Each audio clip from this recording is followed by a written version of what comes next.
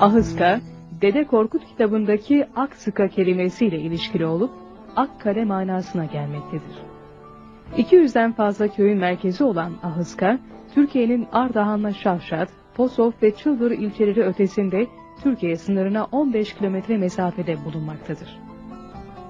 Burası kuzeyde Borjom'a yani Gürcistan'a, güneyde Çıldır düzlüğüne, doğuda Borçalı'ya, batıda Acar topraklarına dayanır. Yukarı Kür boylarını kapsayan bölge Ahıska, Adıgön, Aspinza, Ahılkelek ve Bogdanovka ilçelerine ayrılır. Osmanlı yurdu olarak da bilinen Ahıska, 1578 yılında Osmanlı Devleti'nde aynı adla anılan bir eyaletin merkezi olmuştur. 1828 yazına kadar Ahıska Osmanlı'ya bağlı olarak tam 250 yıl boyunca beylik devrini yaşamış, 1828-1829 Osmanlı-Rus Savaşı sonunda Edirne Anlaşması'yla Osmanlı Devleti Ahıska'yı kaybetmiştir. Bundan sonra Çar Rusyası bu bölgeyi yavaş yavaş ele geçirmeye başlamış ve Kafkasların içine kadar yayılmıştır. Dönemin Sovyet yönetimi Abhaz, Asetin ve Acarlara özerk cumhuriyet hakkı tanırken, 24 Temmuz 1944 tamamen gizli. Devlet Savunma Komitesi Yoldaş Stalin'e Gürcistan Sovyet Sosyalist Cumhuriyetlerinin Türkiye ile sınırı olan bölgelerinde Türk nüfusu oturmaktadır. Nüfusun önemli bir kısmı Türkiye'deki akrabalarıyla temas kurarak kaçakçılık yapmakta, Türk istihbaratı için çalışmaktalar. Sovyet Sosyalist Cumhuriyetler Birliği sınırının Gürcistan kısmında sınır güvenliğini temin etmek amacıyla Halk İçişleri Komiserliği, Ahıska, Adıgön, Ahılkelek, Aspinza ve Bogdanovka rayonlarıyla Acaristan Özerk Sovyet Sosyalist Cumhuriyetlerine bağlı bazı köy topraklarından Türk, Kürt ve Hemşinli olmak üzere 16.700 hanenin toplam 86.000 kişilik nüfusunun Kazakistan, Özbekistan ve Kırgızistan Sovyet Sosyalist Cumhuriyetlerine tahliye edilmesini uygun görmektedir. Sınırın söz konusu mahallinde Halk İçişleri Komiserliğince sınır rejimini yoğunlaştırıcı özel tedbirler alınacaktır. Dolayısıyla Devlet Savunma Komitesi'ne taslak getirmek üzere karar vermenizi arz ederim. Sovyet Sosyalist Cumhuriyetler Birliği Halk İçişleri Komiseri Beria. Sovyet Sosyalist Cumhuriyetler Birliği Halk İçişleri Komiseri Beria'nın vermiş olduğu rapor doğrultusunda Devlet Savunma Komitesi'nin kararı gecikmedi.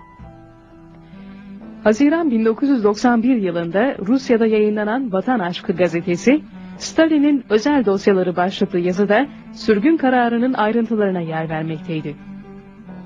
Devlet Savunma Komitesi kararı tamamen gizli.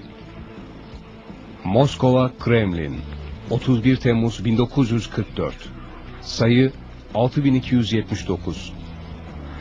Gürcistan Sovyet Sosyalist Cumhuriyetlerinin devlet sınırını korumak üzere gereken şartların sağlanması için Devlet Savunma Komitesi aşağıdaki kararları almıştır.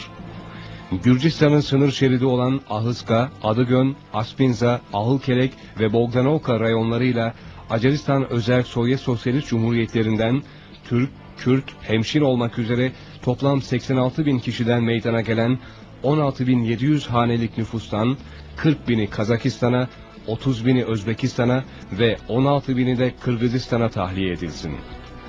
Yoldaş Beria, Sovyet Sosyalist Cumhuriyetler Birliği Halk İçişleri Komiserliğince tahliye işini 1944 yılı Kasım ayında gerçekleştirsin. Devlet Savunma Komitesi Başkanı Stalin. 15 Kasım 1944 yılında Ahıskalı kadın, çocuk ve yaşlılar yük trenlerine doldurularak Orta Asya ülkelerine sürgün edildi. Sürgün esnasında binlerce insan soğuktan ve açlıktan hayatlarını kaybetmişlerdi. Ben Ahıska Türklerinden, adım Bedir Şadur, Ahıska'nın Kıvat diye köyü var idi, o köyde yaşıyorduk. O köyde ben 17 yaşındaydım. Bir de hükümet tarafından karar çıktı. Her bir sabahına gelip harmana girdiler. Harmanda karar okundu ki sizler gideceksiniz Orta Asya'ya.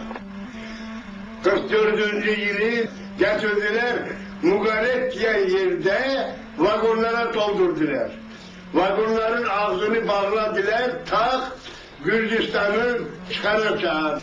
Esterhan teritoriyasına gelende nenesine Sovyet hükümeti vuruş eden vaktinde bomba açkan hendekler var idi. O hendeklere getirip o ölüleri doldurdular. Gözlerinden gördük, kulaklarından eşittik ne olacağını, doldurup örttüler. Geldik. Onun içinde dedeler var idi, neneler var idi, çocuklar var idi. Çok bir ana baba günü oldu. 28 Kasım 1944. Tamamen gizli. Devlet Savunma Komitesi Başkanı Yoldaş Stalin'e, Sovyet Sosyalist Cumhuriyetler Birliği Halk Komiteler Kurulu Başkanı Yoldaş Molotov'a, Birlik Komünist Partisi Merkez Komitesi Başkanı Yoldaş Malenkov'a. Devlet Savunma Komitesi'nin kararı uyarınca Sovyet Sosyalist Cumhuriyetler Birliği Halk İçişleri Komiserliği, Türklerin, Kürtlerin ve hemşinlerin Gürcistan sınır bölgesinde tahliye etme işlemlerini tamamlamıştır. Adıgön, Ahıska, Aspinza, Ahılkelek ve Bogdanovka rayonlarında tahliye işlemleri 15-18 Kasım, Macaristan Özerk Cumhuriyeti'nde ise 25-26 Kasım tarihlerinde gerçekleşmiştir. Toplam 91.095 kişi tahliye edilmiştir. Tahliye işlemleri düzenli ve olaysız bir şekilde tamamlanmıştır. Adı geçen sınır ilçelerine Gürcistan'ın toprak sıkıntısı çekilen bölgelerinden 7.000 köylü hanesi iskan edilecektir. Sovyet Sosyalist Cumhuriyetler Birliği Halk İçişleri Komiserliği, Gürcistan Sovyet Sosyalist Cumhuriyetleri ile Türkiye sınırındaki bölgede hudut güvenliğini artırmak için özel önlemler almaktadır. Sovyet Sosyalist Cumhuriyetler Birliği Halk İçişleri Komiseri Lavrenti Berya, 1944-1956 yılları arasında Ahıskalılara sürüldükleri memleketlerden başka yere gitme hakkı tanınmamıştır. İkinci Dünya Savaşı'ndan dönen Ahıskalı askerler vatanlarına döndüklerinde ailesini bulamamış ve ocağının söndüğünü görmüştür.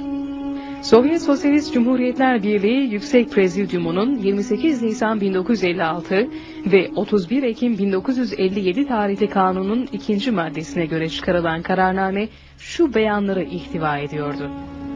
eskiden Macaristan, Ahıska, Ahılkelek, Adıgen, Aspinza ve Bogdanovka bölgelerinde yaşayan Türkler, çalışma, dolaşma hürriyetleri, bütün Sovyetlerde yaşama hakları bakımından diğer Sovyet vatandaşlarıyla aynı haklara sahiptirler. Siyasi hayatta görev alabilirler, devletin parti ve sendikalarına üye olabilirler, başarıları ölçüsünde ödüllendirilirler. Sovyet Sosyalist Cumhuriyetler Birliği'nin Başbakanlık Meclisi'ne, yukarıda adı geçen vatandaşların yaşadıkları yerlerde sosyal ve kültürel kuruluşlardan onların kültürel özellikleri göz önüne alınarak yardımcı olma görevi verilmelidir. Sovyet Sosyalist Cumhuriyetler Birliği Yüksek Prezidyumu Başkanı Podgorny, Sovyet Sosyalist Cumhuriyetler Birliği Yüksek Prezidyumu Sekreteri Georgadze, Moskova, Kremlin, 30 Mayıs 1968.